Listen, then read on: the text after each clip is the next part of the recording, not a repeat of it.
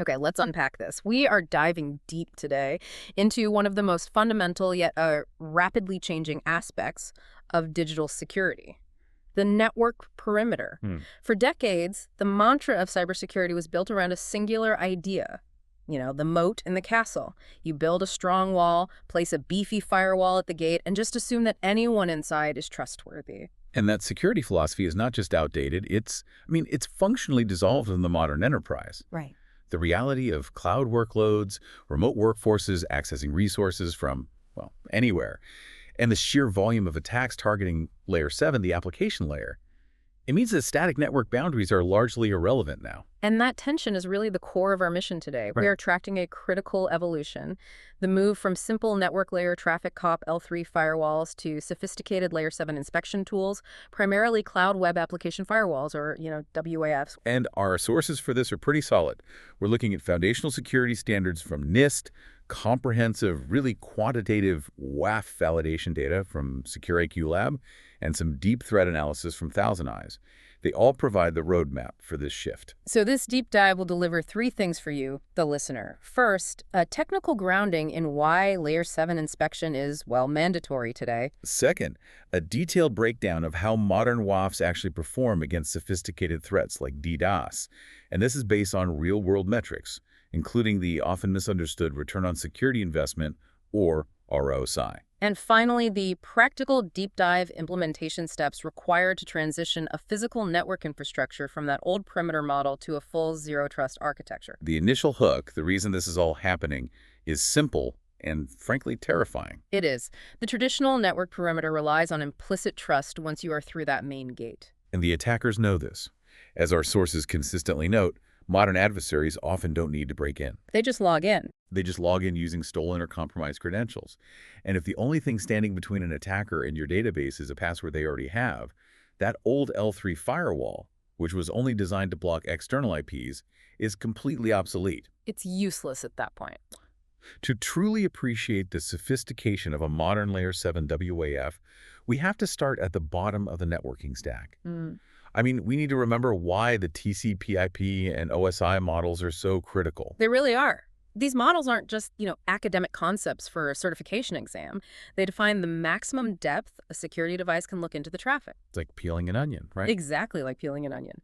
The TCP/IP model simplifies the communication into 4 layers: application, transport, network, which we call IP, and then hardware. A firewall's job is to inspect the headers and contents available at whatever layer it operates on. Okay, so let's start low. We have the network layer, layer 3. This is where we deal with IP addresses. The source and destination addresses that dictate routing across the internet. And if we jump up one level to the transport layer, layer 4, that's where we introduce ports. And ports are crucial because they identify the specific applications running on those IP addresses.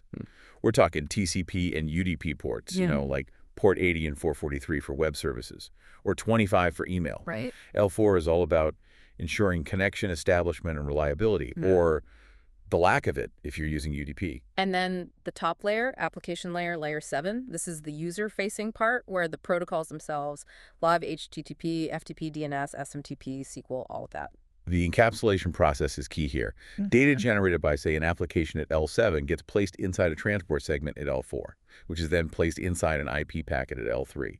So the higher the layer a firewall can inspect, the more it knows about the actual intent of the traffic. Which brings us to the old guard. Layer 3 stateless packet filters. These were designed for one thing, really. Speed and simplicity. They operate purely on basic L3 and L4 headers, source IP, destination IP, port, and protocol type. If the packet header matches an access control list, an ACL rule, it's allowed. Otherwise, it's dropped. Simple as that. So an L3 filter just sees that a packet is destined for port 443, and if the rule allows 443 traffic from that specific IP, it just lets it through. It's fast because it doesn't have to remember anything about previous packets. But that stateless nature is the source of its massive security flaw, isn't it? It is. Stateless filters are, catastrophically vulnerable because they have no context. They operate solely on the assumption that the header information is legitimate. Which is instantly exploitable via spoofing techniques. For example, attackers can use IP source routing. It's largely deprecated today, but older systems and internal networks can still struggle with this, where they specify the route the packet should take. Which lets them effectively fake the source address. Exactly. and it bypasses rudimentary IP-based ACLs. If they can spoof the source, your basic L3 access control list is essentially rendered meaningless because it just trusts the information in the header at face value. And compounding that issue is packet fragmentation. Now, fragmentation is the process where a large packet is broken into smaller pieces to fit the network, and that's often required legitimately by VPNs. Oh, for sure. Yeah. But it has long been an evasion tool. I remember reading about historical attacks, things like teardrop or tiny fragment attacks. How did they exploit this? The tiny fragment attack is a perfect example for stateless filters. An attacker breaks a malicious payload into these tiny fragments. They send the first fragment without enough payload data to trigger any kind of signature or policy violation. So the firewall only looks at the L3, L4 header of that first tiny piece, sees nothing wrong, and lets it through. Right. The subsequent fragments, which contain the real payload, are then just passed through because the firewall assumes they belong to this now allowed sequence. Only upon reassembly by the final host is the full malicious payload actually reconstructed. So the firewall is forced into this lose-lose trade-off. It can block all fragmented packets, but that breaks legitimate traffic, especially complex VPNs. Or it can allow them and risk a security evasion. And NIST, by the way, advises against just blocking it by default. Because there are legitimate uses. Yes. But the third option, reassembling every single fragment before inspection, creates a brand new problem. Resource exhaustion.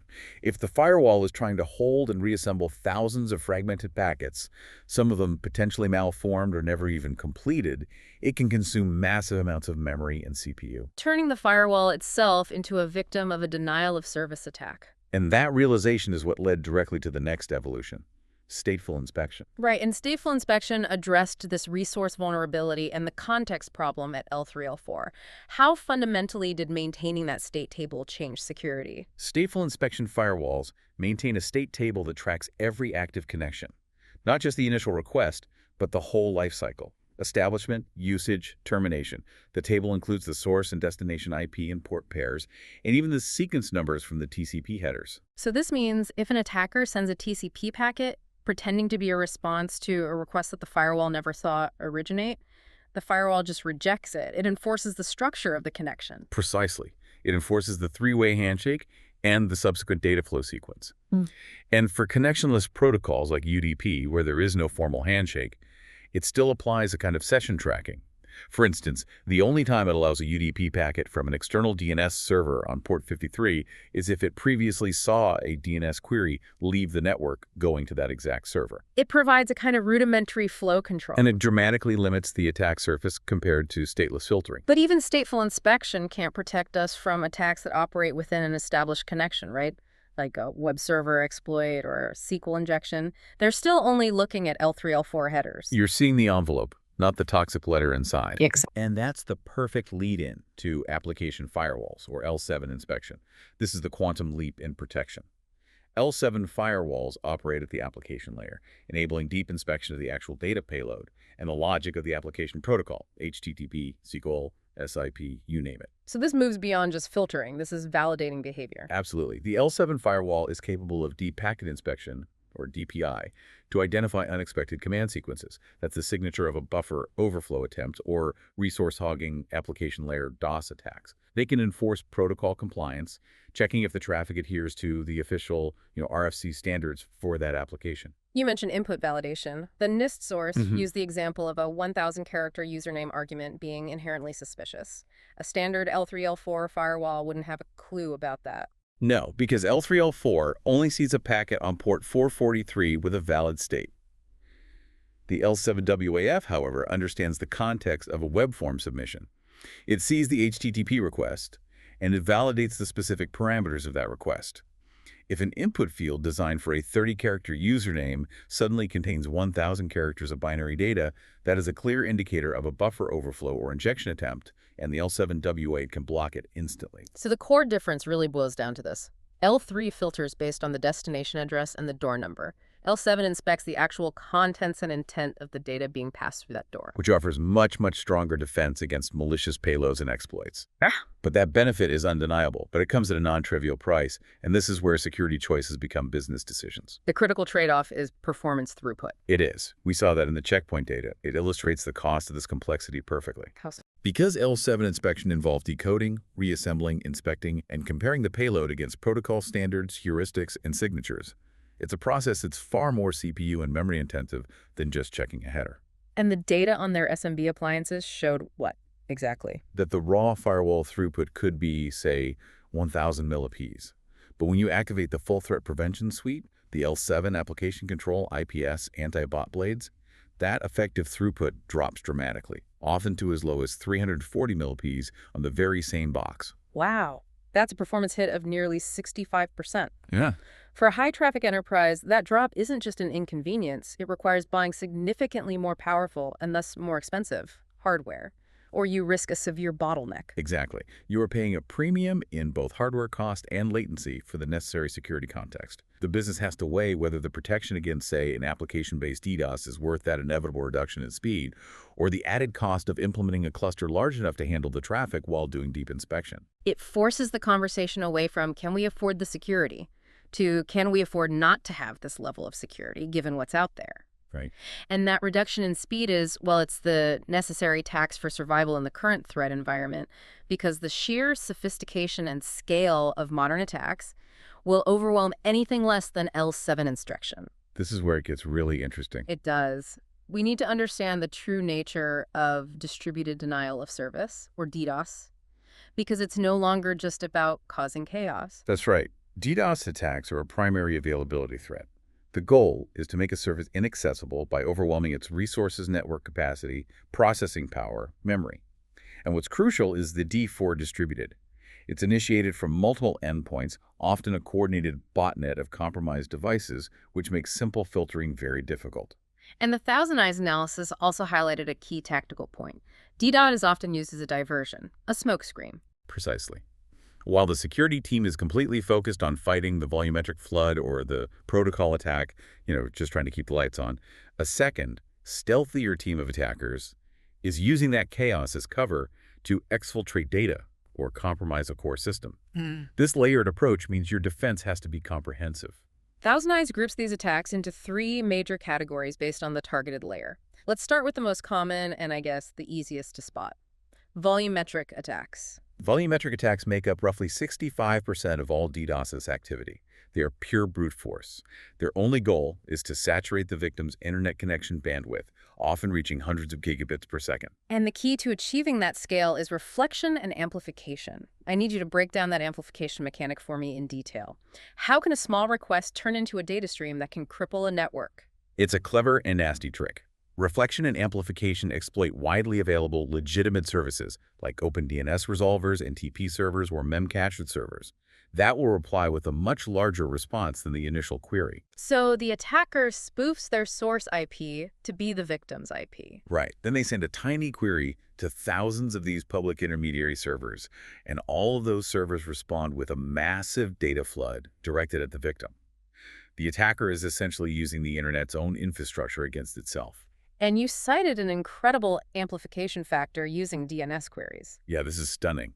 If an attacker sends a legitimate, tiny request to an open DNS resolver asking for ANNE records, which asks for all record types, the DNS server is obligated to respond with a massive packet containing all available data. That small query can amplify the resulting traffic up to 70 times its original size. 70 times. 70. Imagine turning a handful of pebbles into a massive damaging hailstorm just by knowing which services to bounce them off of. That scale is terrifying, and the consequence, as you noted from the source, isn't just limited to the targeted service. No, not at all.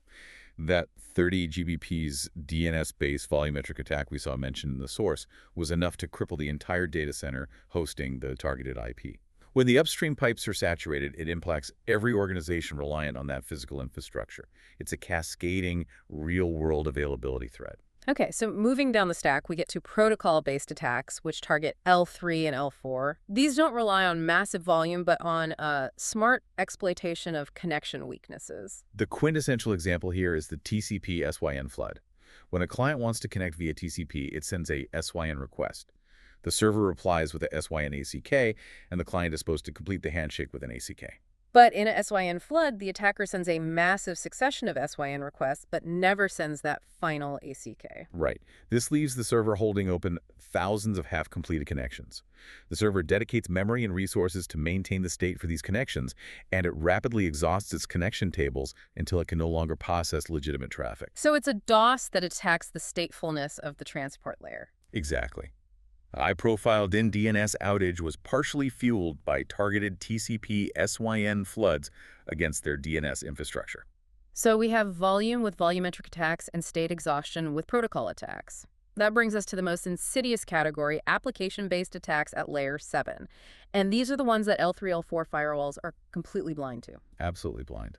Application attacks are stealthy because they use legitimate-looking traffic. They look like standard HTTP, GET, or POST requests, and they're highly effective even at low traffic rates. They aren't trying to clog the pipes or exhaust the connection tables. They're exploiting the application logic. They're finding the most inefficient, resource-intensive transaction the application supports and just hitting that one thing repeatedly. That's the mechanism. Imagine a web application that takes 10 milliseconds to serve a static image, but requires 5 seconds of database querying and complex calculation to serve a specific report.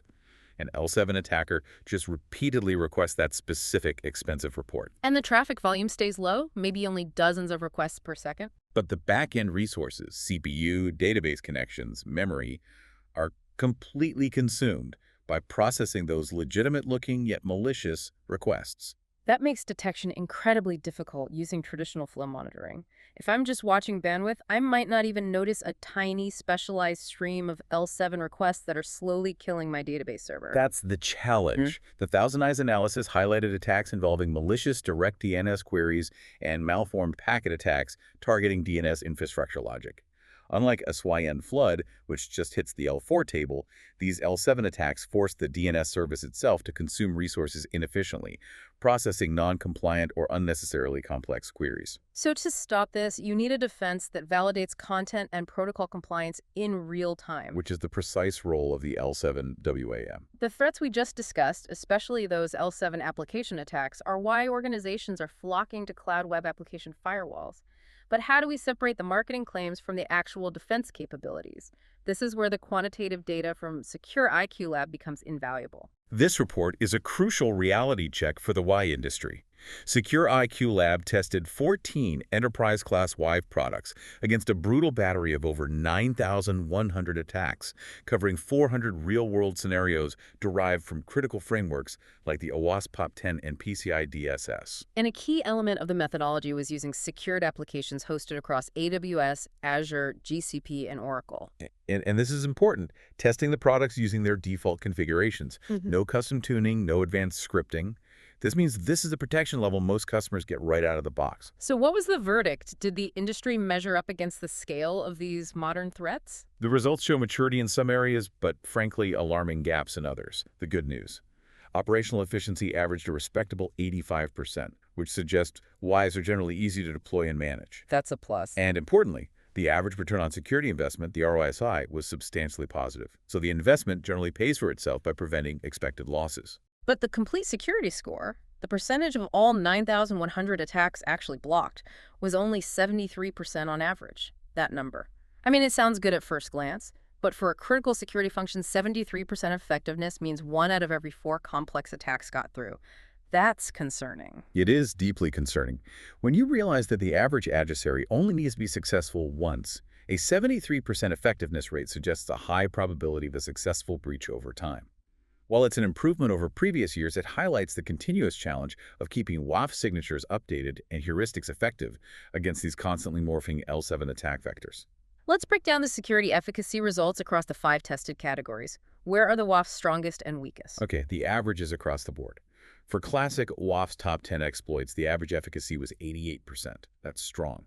Layer 7 DOS protection scored 81%. However, the area of glaring weakness, and one that should send shivers down an administrator's spine, was bot mitigation. And what was that score? An average efficacy score of only 50%. 50%. That means half of the tested automated threats, the kind used for credential stuffing, scrapers, account takeover, half of them got through. Half were mitigated, half were not. Given how foundational bots are to modern cybercrime, that average is a massive vulnerability. It highlights that many WAFs rely on overly simple bot detection methods, like checking user agent strings or static IP block lists, which are easily circumvented by modern botnets. But the data also showed a clear separation among vendors, right? It did. In critical areas like Layer 7 DOS protection and bot protection, specific vendors, Fortinet, Imperva, and StackPath, achieved a perfect 100% score. This demonstrates they have superior proactive behavioral-based detection capabilities. So that data points toward which vendors have invested in the machine learning and behavioral analysis required to combat these complex threats. Okay, let's pivot to operational performance. What elements contribute most heavily to that 85% average operational efficiency score? Operational efficiency measures attributes that make the WAF easy to integrate, manage, and scale, things that reduce the human burden and the associated cost. Categories include ease of deployment, logging, and management complexity. The most successful category overall was scalable and elastic, averaging 93%. That reflects the inherent benefits of a cloud deployment, doesn't it? The ability to scale up traffic protection instantly in response to a volumetric DDoS attack without a human having to intervene. That's a core value proposition. Absolutely. The cloud architecture handles the raw bandwidth scaling automatically. And the overall operational leader in the study, scoring 96%, was Imperva.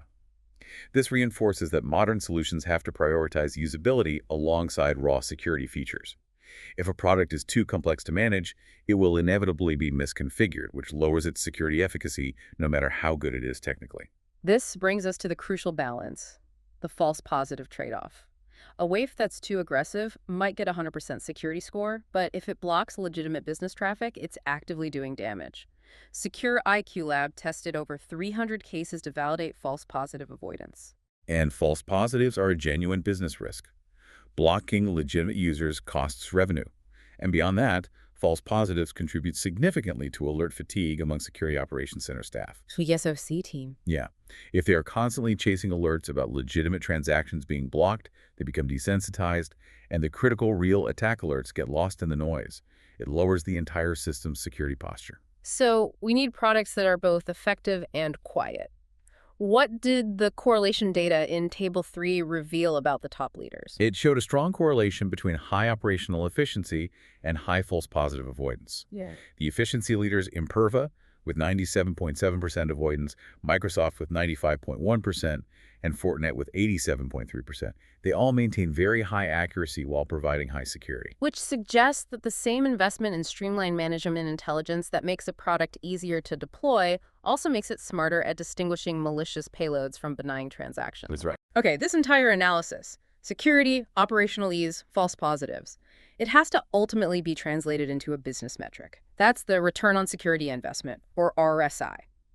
Let's spend some time here because RSI is philosophically different from a traditional ROI. It's very different. Traditional return on investment, ROI, focuses on generated revenue or saved cost from efficiency gains. RSI in cybersecurity has to be focused purely on prevented losses. If you invest $50,000 in a WAF, you don't make $50,000, you prevent a potential loss of $5 million. That's the only valid metric for security governance. So how does the SecureIQLab calculation break down the RSI formula? It's mathematically demanding. The formula is annual loss expectancy multiplied by security effectiveness minus the annual total cost of ownership. All of that divided by the annual total cost of ownership. Okay, let's focus on those three inputs. We already know security effectiveness, SE, is the complete security score, like 73% or 0.73. What did SecureIQLab use for the critical starting value, the annual loss expectancy, or ALE? They established a baseline ALE of $4.24 million for their calculation. This represents the average financial impact a successful breach would have on a typical enterprise in their testing environment. This figure sets the bar for what must be prevented. If the WA costs more than the potential loss it prevents, the ROSI will be negative. Got it. Now, for the most complex part, annual total cost of ownership, TCO. What components make up this cost? TCO is the sum of the annual product cost, the APCSO, license and support fees, and the annual operational expense, the AOE. Yeah. And crucially, the AOE accounts for the human labor required to maintain the WA. Okay. SecureIQLab assumed a baseline of one highly paid security employee, valued at $225,000 per year, who spends 10% of their time supporting the WA. So $22,500 of human cost is the baseline starting point for the AOE. Correct. But this $22,500 is then dynamically adjusted downwards based on two scores. the WAF's operational efficiency rating, and its false positive avoidance score. Ah, so the more efficient and accurate the product is, the less human intervention is needed, the lower the AOE, and the lower the TCO. Exactly. This calculation model heavily rewards usability and accuracy, not just a low sticker price. A cheaper product that constantly generates false positives or requires hours of manual tuning will rapidly erode any initial cost savings through increased human labor, the AOE. Right, that makes perfect sense. So what did this model show? This model led to a clear categorization of TCO. Low TCO vendors, so less than 35K, included AWS, Microsoft, Google, Imperva, and SecureIQLab. These platforms benefit from inherent cloud elasticity and highly efficient management. And on the other end? Conversely, vendors like Akamai, StackPath, and Wallerm were categorized as high TCO, above 46K, indicating higher product or operational costs, which subsequently impacts their overall ROSI score. So bringing it all home, who are the leaders in the CyberRisk Ripple conclusion? Who managed the security efficacy, the operational efficiency, and the resulting ROSI in the most successful combination? The final matrix identified 4 standout leaders: F5, Fortinet, Imperva, and Microsoft.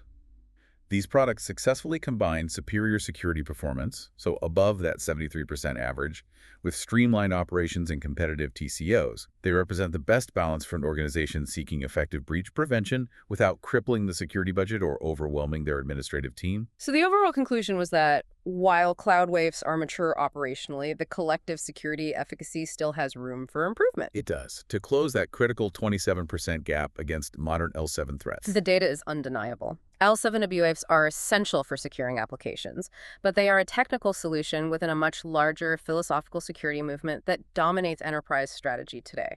The move from that outdated perimeter model to the zero-trust security model. This is the shift from implicit trust to continuous verification. Perimeter security fundamentally assumed that anything inside the network boundary, a user, a device, had implicit trust and could move laterally with ease. The WAF might block external threats, but once an attacker bypasses that initial barrier, say with a stolen credential, they have the run of the place.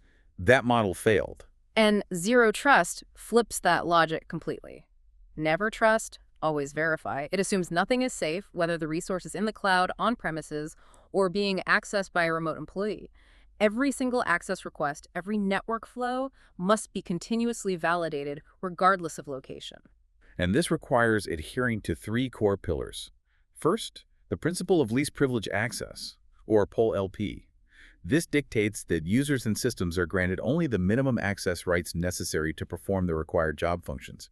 No more global admin rights just because it's easier. And POL-LP severely limits the blast radius of any potential compromise. If a user's account is breached, the attacker can only access the handful of resources that user legitimately needs, preventing them from accessing sensitive data they shouldn't have seen anyway. The second pillar is continuous authentication. Verification isn't a one-time login event. The system has to continuously monitor user behavior and request re-verification or step-up authentication if environmental factors change. Say, the user moves from one geographic location to another or suddenly tries to access an extremely sensitive resource. So multi-factor authentication, MFA, becomes non-negotiable here. Non-negotiable. And the third pillar, the technical mechanism that enforces the never trust rule within the network, is microsegmentation. Explain that. Microsegmentation is the technical countermeasure to unchecked lateral movement. Instead of one large flat network, the network is logically broken into small, isolated zone segments, each with its own tightly controlled policies enforced at the L7 firewall or application layer. If an attacker breaches the marketing server segment, they cannot pivot to the finance segment without re-authenticating and passing policy checks specific to that finance zone. This philosophical shift requires real-world technical execution.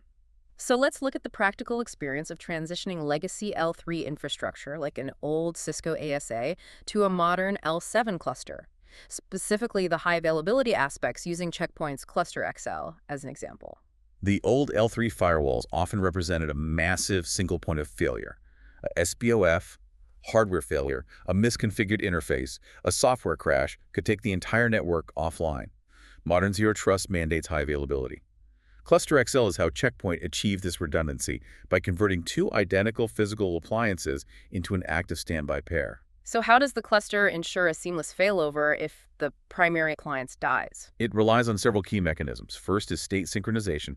All active connections are continuously synchronized between the primary or active member and the secondary or standby member. If the active member drops, the standby already holds state information for every open connection, allowing traffic to continue flowing with minimal or zero interruption. Which is crucial for business continuity. And how do other devices on the network know who the active firewall is? That's handled by shared virtual IP addresses, or VIPs. Both appliances share the same VIP addresses for their external and internal interfaces. The cluster uses a proprietary communication protocol and physical heartbeat cables to constantly check the status of the primary.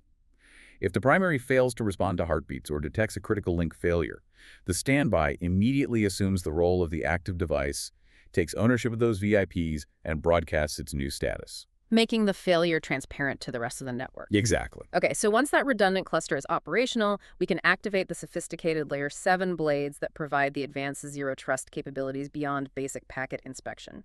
You highlighted the Sandblast suite. The L7 blades are what convert a high-performance network device into a truly intelligent security enforcement point. Beyond basic application control, the first critical blade is the Intrusion Prevention System, or IPS. This provides proactive, signature-based, and behavioral protection. It looks for known attack patterns, from network-based exploits to specific vulnerabilities, and blocks them instantly. This is a layer of defense specifically designed to stop the exploits that L3 firewalls miss entirely. And, given the 50% average score in bot mitigation we saw in Section 3, the anti-bot blade is clearly critical. Absolutely non-negotiable. The anti-bot blade focuses on detecting command and control, or CNC, communication post-infection. If a host inside your network has been compromised by a botnet, the anti-bot blade uses continuously updated intelligence from Threat Cloud Checkpoint's globally syndicated threat intelligence network to identify and block the call-home communication attempts. So it limits the damage and prevents the compromised host from becoming part of a future DDoS attack. Right. And then we have the two preventative measures from the Sandblast suite: threat emulation and threat extraction. They sound like they tackle zero-day threats proactively. They do. Threat emulation is a sandboxing technology. When a suspicious file, say an email attachment or a downloaded document, attempts to enter the network, the firewall holds it and runs a copy inside a virtual, isolated sandbox environment. It monitors the file's behavior in real time. If the file attempts to access the registry, write to system files, or perform other malicious actions behavior that reveals zero-day malware, it is blocked before it ever reaches the user's desktop. But what if that emulation process takes too long? We can't wait 5 minutes for an email attachment to be scanned. That's where threat extraction comes in, operating in tandem. It's designed for speed and business continuity. While the original file is sent for that potentially lengthy threat emulation, the extraction blade instantly removes all exploitable content macros, embedded objects, active content, and reconstructs a sanitized, safe copy of the document. Which is delivered to the user immediately. Right. The user gets the information they need promptly, without active risk, satisfying both security and operational demands. So once the infrastructure is secured with the L7 cluster, we must enforce continuous authentication for users, adhering to those zero-trust principles. Let's look at remote access VPNs. Yeah. How do we integrate modern MFA into a traditional on-premise authentication flow? Okay, the standard setup involves the remote access, or RAVPN, connecting to a radius server, which then connects to a network policy server, NPS, located on site. The NPS is responsible for verifying credentials against the internal Active Directory domain. And that's all standard L3L4 authentication. But Zero Trust demands that continuous verification -MFA. So how do you bridge the on-premise NPS with cloud-based MFA? The key is integrating an Azure MFA extension into the on-premise NPS server. This leverages the fact that most organizations already sync their Active Directory users up to Azure AD. So when a user attempts to connect via the RAVPN, the firewall routes the request to the NPS. The NPS checks the credentials against AD, and if they're valid, it immediately triggers the Azure MFA prompt. And that's the crucial step. The user doesn't just log in, they are prompted, often via an SMS one-time password or a push notification through the Microsoft Authenticator app. Exactly. And only once that secondary MFA confirmation is received and validated by Azure does the NPS send the access accept message back to the firewall and the RAVPN tunnel is established. This complex, multi-layered identity check ensures that even if an attacker has stolen the user's password, They cannot gain access without control of the user's registered second factor. It's continuous verification at the point of access. Mm-hmm. Okay, so moving from remote individuals to connecting entire remote branch offices, site-to-site VPNs are inherently complex because they require identical Phase 1 and Phase 2 settings on both ends.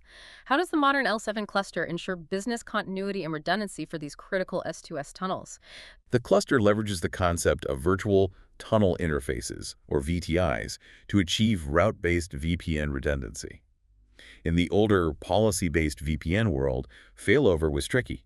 With VTIs, we create a logical virtual interface for the VPN tunnel itself, effectively converting the VPN into just another network route. And why is making it route so essential for redundancy? Because we can define multiple VTIs, say VTI 1 going to the primary link of the branch office and VTI 2 going to a backup link, like a cellular connection or a different path through the ISP.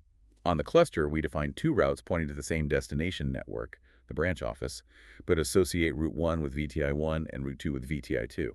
And the failover mechanism is controlled by route priority. Precisely. Yeah. We assign different route metrics, or priorities, to the two routes. Route 1 on VTI 1 is assigned a lower metric, making it the preferred primary route. Route 2 on VTI 2 is assigned a higher metric, making it the standby route. The cluster continuously monitors the primary VTI. If VTI 1 fails for any reason, the cluster just removes route 1 from the routing table, and the operating system automatically chooses the next available route. Route 2 instantly failing over the S2S traffic with minimal interruption. Ensuring that crucial site-to-site business continuity. It's a robust, dynamic solution to a decades-old problem of static VPN reliability. It is. This entire implementation discussion illustrates that Zero Trust isn't a single product. It's a comprehensive architectural shift. So what are the high-level strategic steps organizations must prioritize to make this transition successfully? The key is shifting from a network-centric view to a data and identity-centric view. First, identify and prioritize securing your most critical assets, financial records, PII, intellectual property. That dictates where microsegmentation needs to be applied first. Focusing security resources where the damage would be highest. Exactly. Second, implement pervasive strong identity controls, Yep. MFA, SSO everywhere, and strict enforcement of PLP across all user and machine accounts. Third, break up the network using microsegmentation, defining those small policy enforcement points to block that lateral movement we discussed. Right. Fourth, move beyond simple logging to continuous behavioral monitoring. Use AI and analytics to spot anomalies in user or device behavior that suggest a compromise. The moment someone starts accessing resources outside their normal pattern, the system should flag it and force re-verification. Right. Fifth, ensure end-to-end encryption. Data must be encrypted in transit, like the VPNs we just discussed, and at rest. And finally, automate threat detection and response, using tools like a SUM and EDR to reduce human fatigue and accelerate response times. So Zero Trust is a continuous operating posture, not a destination. It demands that security is woven into every application, every identity, and every segment, moving the security function deep into layer 7 where the actual threats reside. So what does this all mean for you, the learner? This deep dive has confirmed that the legacy perimeter security model, relying on implicit trust and basic L3 packet filtering, is fundamentally inadequate against modern, highly sophisticated threats like application-based DDoS and credential theft. The mandate is clear. The modern defense posture must be never trust, always verify, and that's enforced by Layer 7 DLAFs and security gateways, capable of deep content inspection and identity-aware policy enforcement. And we saw, based on the SecureIQLab data, that this transition is complex, requiring careful management of trade-offs, balancing high-security efficacy against operational burdens like total cost of ownership and the critical risk of false positives. The leaders in the WAF space F5, Fortinet, Imperva, and Microsoft, demonstrated that the optimal path involves robust L7 protection combined with high operational efficiency, proving that a smarter WAF reduces the burden on your administrative staff and keeps that financial justification, the ROSI, positive. We detailed the complex technical steps, from creating highly available L7 clusters using ClusterXL to configuring route-based VPN failover with VTIs, showing that the technology is mature enough to deliver continuous operation under the Zero Trust philosophy. But here is a final provocative thought for you to consider. Yeah. We highlighted repeatedly that the WAF validation testing was conducted using default configurations. Right. And while the technology, the L7 blades, the cluster XL redundancy is state-of-the-art, its effectiveness is often determined by the administrator who manages it. So if an organization makes this massive investment, but the firewall administrator then fails to implement a formal change management control process, or neglects the periodic rule set audits and commenting that NIST strongly recommends for maintaining control over complexity, how much does the security and redundancy truly matter? If the human element fails to manage the complexity that L7 security introduces, then the entire structure, no matter how advanced, risks becoming an expensive, highly available single point of failure. The security system is only as good as the policy and the person who maintains it. A question worth dwelling on as you solidify your own zero trust strategy.